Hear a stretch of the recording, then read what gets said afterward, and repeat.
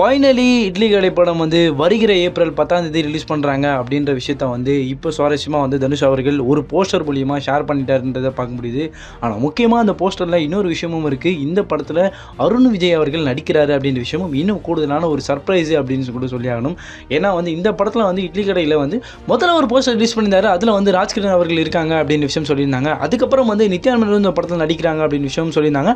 அதுலேயும் வந்து இன்னொரு போஸ்டர் ரிலீஸ் பண்ணாங்க. அதில் வந்து தனுஷ் அவர்கள் வந்து தனியாக வந்து ஒரு மாதிரி பட்டையெல்லாம் போட்டுக்கிட்டு ஒரு பஸ் கண்ட்ரோட உட்காந்துருக்காரு போஸ்டரும் பார்த்தோம்.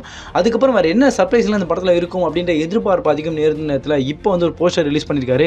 அந்த போஸ்டர்லையும் பார்க்குறோம் வருகிற ஏப்ரல் 10ஆம் தேதி இந்த படம் ரிலீஸ் ஆகிறது வேர்ல்டு வைடு அப்படின்ற விஷயம் சொல்லி அதில் வந்து என்னென்னா அருண்ஜி அவர்கள் உட்காந்துட்டு இருக்காரு, தனுஷ் அவர்கள் பின்னாடி நின்றுருக்காரு. என்னன்னா வந்து இது ஒரு பாக்ஸிங் கந்தையாக இருக்குமா அப்படின்ற எதிர்பார்ப்பு கொடுதுன்னு சொல்லுவோம். ஏன்னா ஒரு பாக்ஸராக இருக்காரு அப்படின்றது தெரியுது. பின்னாடி வந்து தனுஷ் அவர்கள் வந்து ஹெல்பிங் பண்ணுற மாதிரி ஒரு போஸ்டர்லையும் நிற்கிறாரு.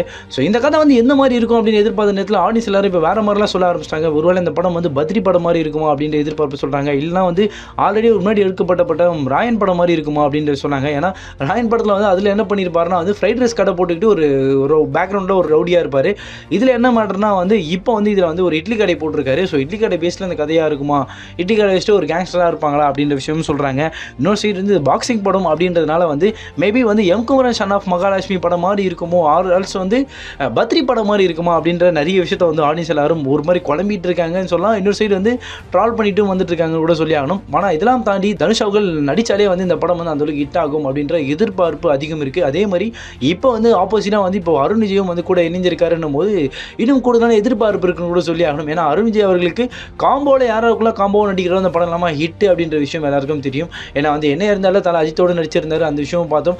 அதுக்கப்புறம் வந்து ரீசெண்டாக வந்து இப்போ வனகாலில் லைட்டாக ஓரளவுக்கு ரெக்கக்னைஸ் பண்ணப்பட்ட ஒரு நடிகராக மாறினார். இப்போ வந்து தனுஷ் கூட இணைஞ்சிருக்காரு அப்படின்னும் போது இன்னும் கூடுதலான எதிர்பார்ப்பு இருக்குது அப்படின்னு கூட சொல்லி ஆகணும். ஸோ இதை குறித்து உங்களுடைய கருத்துக்கள் என்னென்பதையும் கமெண்ட் செக்ஷனில் சொல்லிட்டு போங்க.